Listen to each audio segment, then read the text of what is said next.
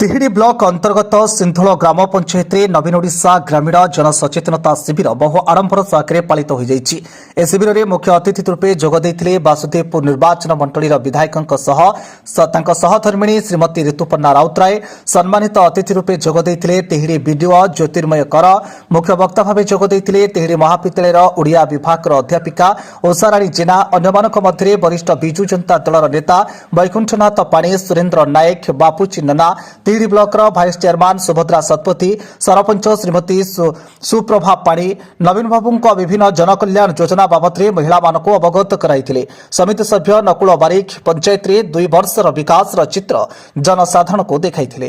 परिशेष नकुल बारिक अतिथि मानक धन्यवाद दे सभा संघ करथिले। तिहिडी सत्यव्रत नायकଙ୍କ रिपोर्ट न्यूज ओडिया। सुनीली सपन साजी शरत सकाले शिशिर टोपारे तुम देह जाए भिजी, तुम देह जाए भिजी। इशारा रे तुम माँ आगमने, इशारा रे तुम माँ आगमने। कुआरी जन्मटा बुणी दिए शुभ्र जछना वसुंधरा अंतपुरे। मलय स्पर्शरे गुणु गुणु गीत गाओ विरहीर मन तीरे, विरहीर मन तीरे। नई पठारे काशतंडितम, नई पठारे काशतंडितम स्मित हास्य मन मोहि थाए परा।